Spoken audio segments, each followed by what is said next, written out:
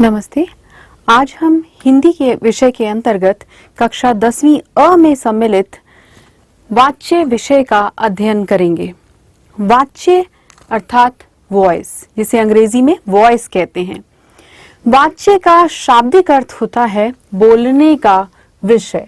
वाच्य अर्थात बोलने का विषय।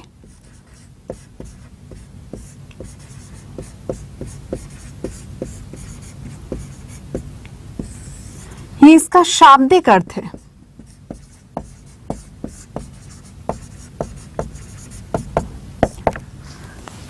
अब वाच्य के में किसी भी कथन में जब हम अपनी बात कह रहे हैं तो उस कथन में, उस बात में कभी कर्ता की प्रधानता होती है, कभी कर्म की और कभी भाव की। तो इसी प्रकार इसके 3 भाग होते हैं। आइए कुछ वाक्य देखते हैं। स्वाति पत्र लिखती है। स्वाति जो कि कर्ता है, इसके अनुसार क्रिया बन रही है लिखती है। स्वाति क्योंकि स्त्रीलिंग है, लिख धातु में टी प्रत्यय का प्रयोग हुआ है और क्रिया बन रही है लिखती है।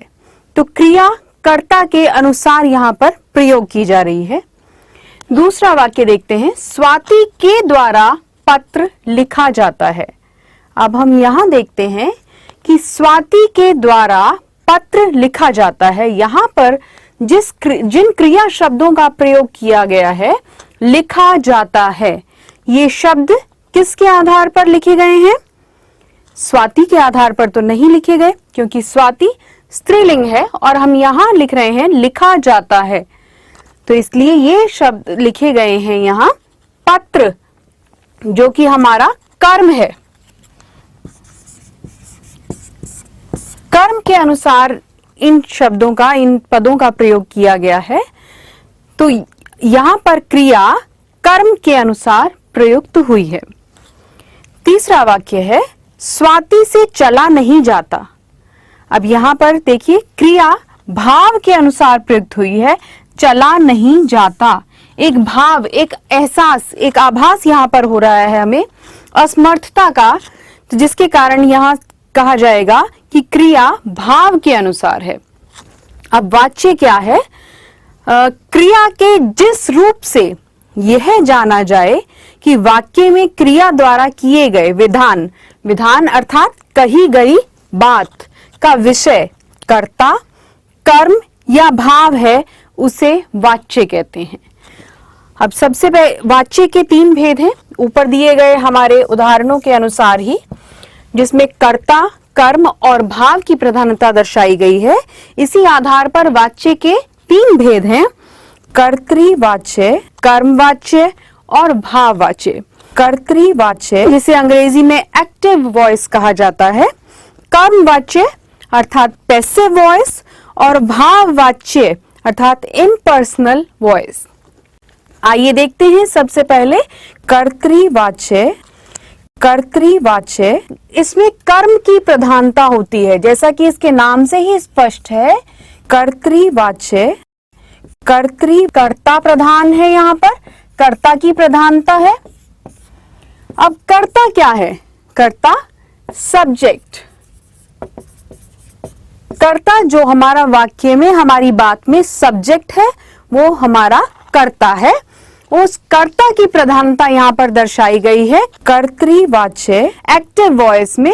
इसमें कर्ता की प्रधानता है और क्रिया का सीधा और प्रधान संबंध कर्ता से होता है। सीधा संबंध कर्ता से है। जैसे उदाहरण दिया गया है, रजत कहानी लिखता है। इस वाक्य में लिखता है क्रिया का प्रधान उद्देश्य रजत, जो कि हमारा कर्ता है।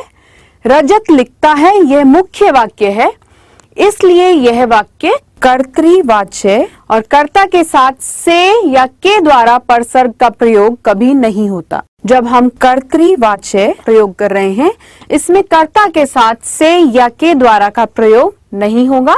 आइए जानते हैं इसके विषय में। कर्तृवाच्य में क्रिया के लिंग और वचन कर्ता के अनुसार होते हैं।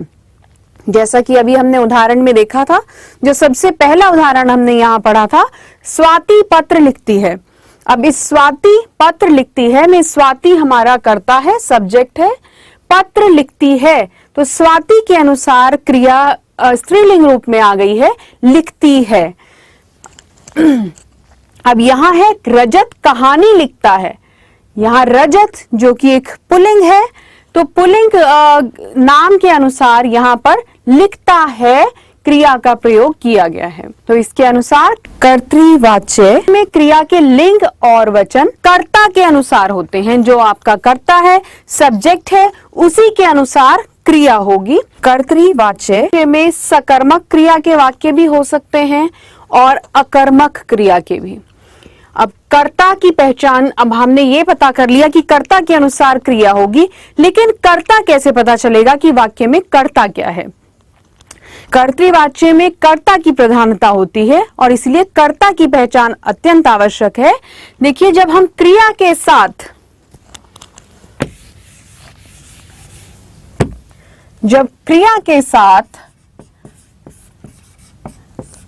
प्रश्न किया जाए, कौन अथवा किसने, क्रिया के साथ हम जोड़ेंगे कौन अथवा किसने लगाकर प्रश्न किया जाए,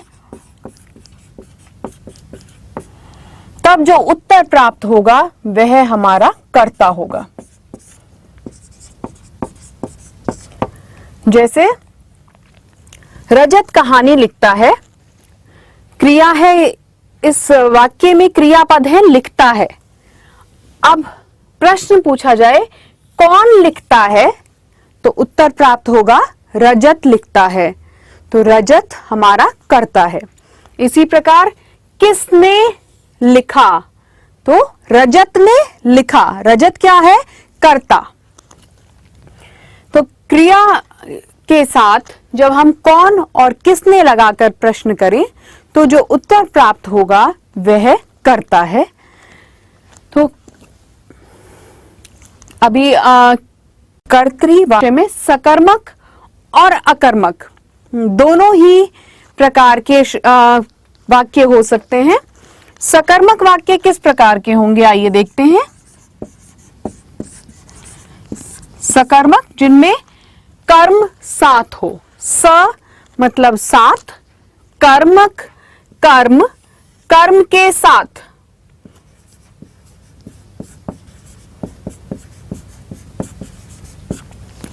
और अकर्मक अर्थात कर्म के बिना।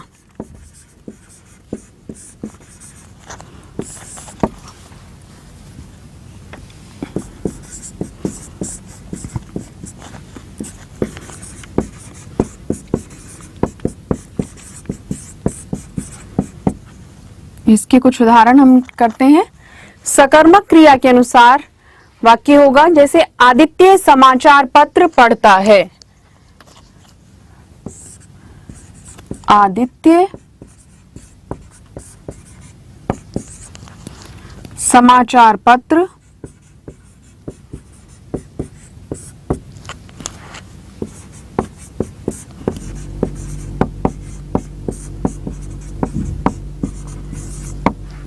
इसी प्रकार अन्य वाक्य हो सकता है, रेखा कपड़े धोती है।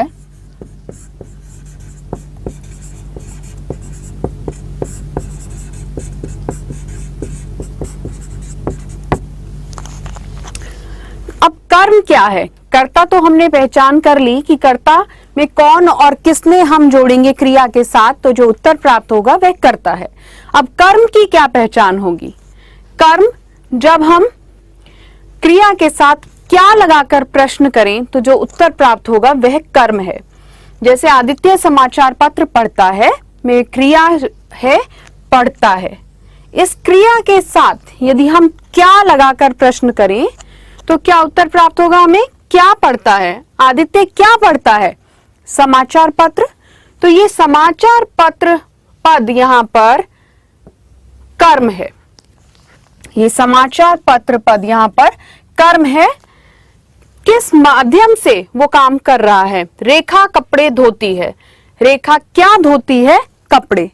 तो यहां पर कपड़े कर्म है। तो ये क्रिया सकर्मक क्रिया हुई। परंतु फिर भी हम देखेंगे कि क्रिया किसके अनुसार आ रही है? कर्ता के अनुसार, क्योंकि आदित्य समाचार पत्र पढ़ता है और रेखा कपड़े धोती है। रेखा के अनुसार यहां पर धोती है क्रिया का प्रयोग हुआ है और आदित्य के अनुसार पढ़ता है का प्रयोग हुआ है। इस आधार पर यह कर्तृवाच्य है, अर्थात यहां कर्ता के अनुसार क्रिया प्रयुक्त हुई है। Now subscribe to Bright Duty course at ₹1 per day only. Download Bright Duty app from Play Store and get the online courses prepared by competent and experienced teachers for different education boards of classes 6 to 10. Bright Duty courses are available for the subjects of Math, Science, Social Science, English and Hindi in English and Hindi medium. Bright Duty follows 3-step approach, that is learning, assessment and exam preparation. In learning, topic-wise video lectures with explanation of concepts and discussion of textbook examples and questions are available with the solutions. In assessment, topic-wise online MCQ test, practice assignments and chapter-wise question bank are available with the solutions. In exam preparation, previous year's question papers, sample papers and model test papers are available with the solutions. Sign up today on Bright Tutor and avail your courses at affordable prices. आइए जानते हैं इसके विषय में कुछ विशेष तथ्य। पहला है कर्ता के साथ से, के द्वारा परसर्ग का प्रयोग नहीं होता। कर्ता के साथ आप इन पदों का प्रयोग नहीं करेंगे, इन परसर्गों का प्रयोग नहीं करेंगे। परसर्ग क्या है? कारकीय विभक्ति। उन कारकीय विभक्तियों में से, के द्वारा और द्वारा का प्रयोग कर्ता के साथ नहीं होगा, पर कर्तृवाच्य में नहीं होगा।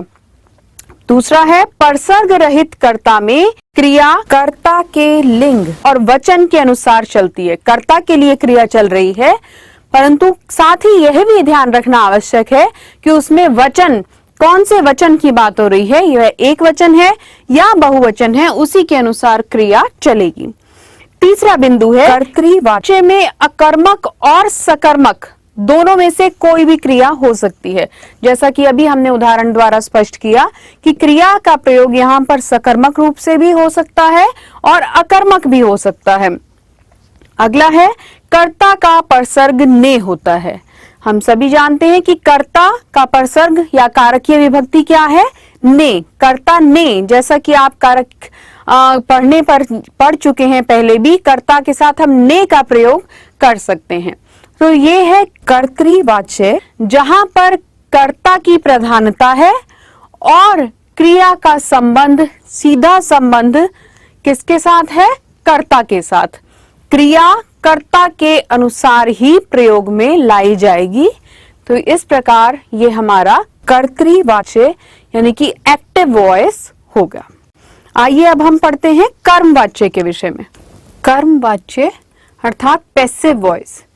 कर्मवाच्य क्या है? इसमें कर्म प्रधान होता है, अर्थात कर्म कर्ता की स्थिति में होता है, यानी कि जो प्रधानता कर्तृवाच्य में कर्ता के लिए है, कर्मवाच्य में वो प्रधानता का स्थान कर्म प्राप्त कर लेता है, कर्म हो जाता है प्रधान, और क्रिया का सीधा संबंध कर्म से होता है। क्रिया के लिंग और वचन भी कर्म के अनुसार होते हैं, जबकि कर्तृवाच्य में कर्ता के अनुसार क्रिया के लिंग और वचन होते थे। अब यहाँ कर्मवाच्य में कर्म के अनुसार ही क्रिया के लिंग और वचन होंगे। जैसे उदाहरण दिया गया है, रजत से कहानी लिखी जाती है। अब रजत जो कि एक पुल्लिंग है, लड़का है, यहाँ पर उसके बावजूद भी लिखा जा रहा है, कहानी लिखी जाती है, क्योंकि यहाँ पर क्रिया का रूप लिखी जाती है इस रजत के अनुसार ना होकर किसके अनुसार हो रहा है? कर्म के अनुसार। अब कर्म क्या है? वाक्य में जब कर्म की क्या पहचान है? क्रिया के साथ क्या, किसे या किसको, क्या, किसे या किसको पूछने पर जो उत्तर प्राप्त होता है वह कर्म है, वो एक एक्शन है। जैसे यहाँ पर उदाहरण है, रजत से कहानी लिखी जाती है, तो क्रिया शब्द है यहाँ पर लिखी जाती है। अब हम क्या, किसे या किसको प्रश्न लगाएंगे, लिखी जाती है के साथ, क्या लिखी जाती है? तो उत्तर प्राप्त होगा कहानी। तो कहानी शब्द यहाँ पर, कहानी पद इस स्थान पर कर्म है। इस वाक्य में लिखी जाती है क्रिया का मुख्य संबंध कहानी से है और यहाँ पर वह एक कर्म के रूप में है, इसलिए यह वाक्य कर्मवाच्य है। कर्मवाच्य में कर्ता के महत्व को कम करने के लिए से, द्वारा और के द्वारा परसर्ग का प्रयोग किया जाता है। कर्मवाच्य में वाच्य केवल सकर्मक क्रिया के ही हो सकते हैं, क्योंकि वो कर्म है, कर्म की प्रधानता यहाँ मानी जाएगी, इसलिए ये आवश्यक है कि वाच्य केवल सकर्मक क्रिया वाले हों, अर्थात सकर्मक यानी कि कर्म के साथ। तो किस प्रकार के वाक्य हम कर्म वाच्य में रखेंगे? जिसमें कर्म उपस्थित है वही वाक्य कर्म वाच्य के अंतर्गत आएंगे, अकर्मक क्रिया वाले नहीं आएंगे। उदाहरण दिए गए हैं, रेखा द्वारा कपड़े धोए जाते हैं। तो अब यदि हम प्रश्न करें क्या धोए जाते हैं, तो उत्तर प्राप्त होगा हमें कपड़े। तो यहां पर कपड़े कर्म है। तुमसे खाया नहीं जाता, तुमसे खाया नहीं जाता। हलवाई के द्वारा लड्डू बनाए जाते हैं। अध्यापिका के द्वारा पाठ पढ़ाया जाता है। इस प्रकार दिए गए उदाहरण कर्मवाच्य के हैं, क्योंकि यहाँ पर कर्म की प्रधानता दर्शाई गई है और क्रिया का प्रयोग कर्म के अनुसार हुआ है। अब देखिए आप, यहाँ पर अध्यापिका है, लेकिन क्रिया शब्द पद किस प्रकार प्रयोग किए जा रहे हैं? पढ़ाया जाता है, क्योंकि यहाँ पर क्रिया का प्रयोग कर्ता के अनुसार ना होकर कर्म, जो कि हम पाठ यहाँ पर कर्म है, इसके अनुसार किया गया है क्रिया का प्रयोग, इसलिए क्रिया प्रयुक्त हुई है। अध्यापिका के द्वारा पाठ पढ़ाया जाता है, पढ़ाया जाता है यहाँ पर पुल्लिंग के रूप में प्रयुक्त हुई है। आइए अन्य बातें जानते हैं। कर्ता ज्ञात न होने पर सरकारी सूचनाओं में, वैज्ञानिक या शास्त्रीय विवेचनों में तथा सभा आदि की रिपोर्ट में कर्मवाच्य का प्रयोग होता है। जैसे नहरें खोदी गई, पत्र जमा करा दिया गया, गुब्बारा उड़ रहा है। तो यहाँ पर कर्ता का लोप है इन तीनों वाक्यों में और कर्म के आधार पर क्रिया का प्रयोग किया गया है। फिर कभी कभी कर्ता अप्रत्यक्ष भी हो जाता है। आवश्यक नहीं है कि वो प्रत्यक्ष रूप से ही कर्ता की प्रधानता हो, अप्रत्यक्ष हो जाता है। जैसे पाठ पढ़ा गया, यहाँ पर कर्ता का लोप हो गया है और कर्म की ही प्रधानता है। कर्मवाच्य में वाक्य नकारात्मक और सकारात्मक दोनों प्रकार के हो सकते हैं। जैसे मेरे द्वारा पत्र लिखा गया, तो यह एक सकारात्मक है। अब उसी प्रकार एक अन्य वाक्य है, मुझसे पत्र नहीं लिखा गया। अब ये नेगेटिव सेंटेंस है, नकारात्मक वाक्य है जिसमें नहीं का प्रयोग किया गया। मुझसे पत्र नहीं लिखा गया। अब यहाँ पर पत्र ना लिखने की एक असमर्थता प्रकट हो रही है, असमर्थ है कि वो काम उनसे नहीं हो पाया। मुझसे पत्र नहीं लिखा गया। तो कर्मवाच्य में असमर्थता सूचक वाक्य आते हैं, लेकिन इनमें द्वारा के स्थान पर प्राय से परसर्ग का प्रयोग किया जाता है। जब हम असमर्थता का प्रयोग कर रहे हैं, असमर्थता दर्शा रहे हैं, तो कर्मवाच्य में द्वारा की जगह पर से परसर्ग का प्रयोग आवश्यक रूप से किया जाता है। ये वाक्य कर्ता की असमर्थता सूचित करते हैं तथा निषेधात्मक रूप में प्रयुक्त होते हैं। निषेधात्मक अर्थात नेगेटिव रूप में प्रयुक्त होते हैं। तो अवश्य याद रखना है आपको कि वाक्य का उद्देश्य कर्म होता है, मुख्य क्रिया सकर्मक होती है, कर्ता गौण होता है। कर्ता यहाँ प्रधान नहीं होता, अपितु गौण रूप से होता है। जाना क्रिया का सहायक क्रिया के रूप में प्रयुक्त किया जाता है। आइए इसके प्रयोग स्थल जानते हैं। हिंदी में अधिकतर कर्तृवाच्य का ही प्रयोग किया जाता है। कर्मवाच्य और भाववाच्य का प्रयोग कुछ विशेष परिस्थितियों में होता है। उनमें से निम्नलिखित है। कर्मवाच्य के प्रयोग स्थल क्या हैं? जब गर्व, दर्प या अधिकार जताने के लिए प्रयोग किया जाए। यह खाना हमसे नहीं खाया जाता। Now, subscribe to Bright Duty course at ₹1 per day only.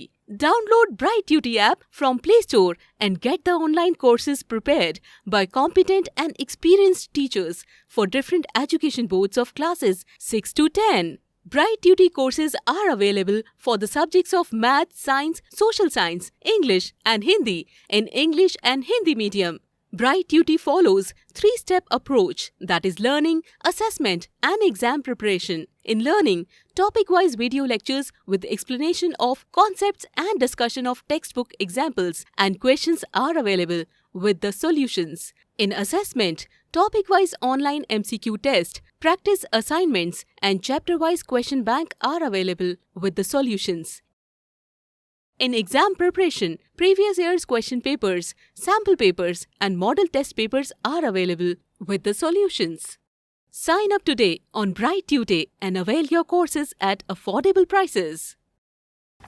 अभियुक्त को न्यायालय में प्रस्तुत किया जाए, आतंकवादियों को पकड़ा जाए, उन्हें दंड दिया जाए। तो यहाँ पर जाए, जाना क्रिया को सहायक क्रिया के रूप में प्रयुक्त किया गया है और गर्व, दर्प, अधिकार जताने की स्थिति यहाँ पर दर्शाई गई है। दूसरे उदाहरण है, जब वाक्य में कर्ता अज्ञात हो या उसे प्रकट करने की आवश्यकता ना हो। जब कर्ता अज्ञात है, पता नहीं है, अज्ञात है, जिसके विषय में पता जानकारी नहीं है, कोई कुछ नहीं पता कि कौन करता है यहाँ पर, और या उसे प्रकट करने की कोई आवश्यकता ही वहां पर नहीं है। ऐसी स्थिति में कुछ उदाहरण यहाँ दिए गए हैं। आदेश भेजा गया, रुपए खर्च किए जा रहे हैं, आजकल गरीब की बात नहीं सुनी जाती, कवि सम्मेलन में हास्य कविता पढ़ी जाएगी। तो इस प्रकार यहाँ कर्ता अज्ञात रूप से है, अज्ञात है, जिसकी कोई जानकारी नहीं है या उसे प्रकट करने की आवश्यकता नहीं है। कर्म की ही प्रधानता यहाँ पर बनी हुई है। अगला देखिए, जब कर्ता कोई सभा, समूह या सरकार हो, तो सरकार द्वारा किसानों की दशा सुधारने के लिए पर्याप्त धन खर्च किया जा रहा है। फिर अन्य वाक्य है, सभा द्वारा जनहित के अनेक कार्य किए जा रहे हैं, पंचायत द्वारा रोजगार योजना को सफलतापूर्वक चलाया जा रहा है, अग्रवाल सभा द्वारा दहेज रहित सामूहिक विवाह कराए जा रहे हैं। तो यहाँ पर सभा, समूह या सरकार एक कर्ता के विषय में आई है और कर्म की प्रधानता है। कानूनी या कार्यालयी भाषा में बिना अनुमति के प्रवेश करने वालों को गिरफ्तार कर लिया जाएगा। प्रार्थी की जनहित याचिका पर न्यायालय में विचार किया जाए। इस प्रपत्र द्वारा आपको सूचित किया जाता है, कल अवकाश रहेगा, 1 सप्ताह के लिए कार्यालय बंद किया जाता है। फिर अंतिम है, असमर्थता अथवा अशक्तता व्यक्त करने के लिए। जब असमर्थता की स्थिति है, अब अधिक दूर तक नहीं चला जाएगा, अब तो पत्र भी नहीं लिखा जाता, गरीब विधवा का दुख मुझसे नहीं देखा जाता और आज दौड़ा नहीं जाएगा।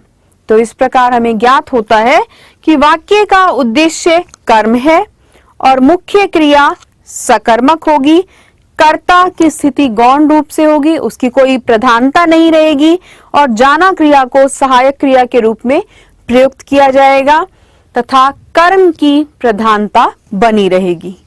अब आगे हम देखते हैं भाववाच्य। भाववाच्य अर्थात इम्पर्सनल वॉइस। भाववाच्य में भाव अर्थात धातु के अर्थ की ही प्रधानता होती है, कर्ता या कर्म की नहीं। जिस भाव को लिया जा रहा है उसी के अनुसार क्रिया का जो क्रिया की धातु के भाव की प्रधानता होगी और यह अकर्मक धातुओं में ही होता है। यहाँ पर सकर्मक नहीं होगा बल्कि अकर्मक स्थिति होगी, अकर्मक क्रिया होगी। अकर्मक धातुओं में होता है, इसमें क्रिया सदा एक वचन, पुल्लिंग और अन्य पुरुष में रहती है। क्रिया एक वचन में होगी, पुल्लिंग में होगी तथा अन्य पुरुष में होगी। अब अन्य पुरुष क्या है? तीन प्रकार के हम पुरुष देखते हैं, प्रथम पुरुष, मध्यम पुरुष और अन्य पुरुष। प्रथम पुरुष में जो व्यक्ति बात कर रहा है वो स्वयं प्रथम पुरुष है, अपने विषय में बात कर रहा है। प्रथम पुरुष मध्यम पुरुष होगा, जिससे बात कर रहा है वह मध्यम पुरुष है, और अन्य पुरुष जो उस स्थान पर उपस्थित नहीं है वह है अन्य पुरुष। तो यहाँ पर भाववाच्य में अन्य पुरुष की बात होती है। इसका अधिक प्रयोग निषेधार्थक वाक्यों में होता है, यानी कि नेगेटिव सेंटेंसेस में भाववाच्य का प्रयोग होता है। जैसे मुकेश से सोया नहीं जाता, तो इस प्रकार मुकेश से सोया नहीं जाता, यहाँ पर नहीं की बात की जा रही है। मुझसे चला भी नहीं जाता, नहीं की बात की जा रही है। अन्य बातें जानते हैं। कर्मवाच्य में केवल सकर्मक क्रियाओं का प्रयोग होता है, भाववाच्य में क्रिया अकर्मक होती है। इससे पहले हमने कर्मवाच्य में के विषय में पढ़ा। कर्मवाच्य अर्थात जहां कर्म की प्रधानता होगी तो वहां कर्म की आवश्यकता है, कर्म वहां उपस्थित होना चाहिए, इसलिए सकर्मक क्रियाओं का प्रयोग होता है कर्मवाच्य में। इसी के साथ भाववाच्य में अकर्मक क्रिया होती है, वहां कर्म की आवश्यकता नहीं है, कर्म नहीं होता। कर्म का न होने के कारण क्रिया के भाव को ही कर्ता बना दिया जाता है, क्योंकि वहां कर्म नहीं है तो क्रिया का भाव ही वहां पर एक प्रधान भूमिका निभाता है, जिसके कारण प्रधान कर्ता के सामने से लगा दिया जाता है। जो कर्ता है उसके साथ से लगा दिया जाता है और क्रिया के भाव की प्रधानता वहां पर स्थापित हो जाती है। जैसे मुकेश सोता है, अब इस मुकेश यहाँ पर कर्ता है, इस वाक्य में मुकेश कर्ता है, मुकेश के साथ से लगा दिया गया तो ये भाववाच्य हो जाएगा, मुकेश से सोया जाता है। तो यहाँ पर मुकेश कर्ता के साथ से का प्रयोग किए जाने से भाववाच्य की स्थिति उत्पन्न होती है। फिर है भाववाच्य के प्रयोग स्थल क्या हैं, किन किन स्थानों पर भाववाच्य का प्रयोग होता है।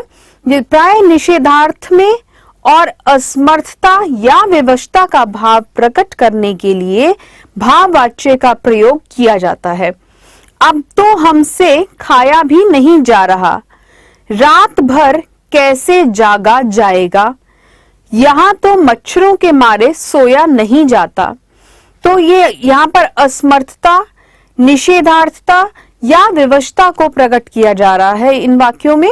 फिर अन्य है अनुमति या आज्ञा प्राप्त करने के लिए, अब चला जाए, उठो जरा घूमा जाए, आओ अब चलें। तो इस प्रकार अनुमति या आज्ञा प्राप्त करने के लिए भी भाववाच्य का प्रयोग किया जाता है। Now, subscribe to Bright Duty course at ₹1 per day only. Download Bright Duty app from Play Store and get the online courses prepared by competent and experienced teachers for different education boards of classes 6 to 10. Bright Duty courses are available for the subjects of Math, Science, Social Science, English and Hindi in English and Hindi medium. Bright Duty follows 3-step approach, that is learning, assessment and exam preparation. In learning, topic-wise video lectures with explanation of concepts and discussion of textbook examples and questions are available with the solutions. In assessment, topic-wise online MCQ test, practice assignments and chapter-wise question bank are available with the solutions. In exam preparation, previous year's question papers, sample papers and model test papers are available with the solutions. Sign up today on Bright Tutor and avail your courses at affordable prices.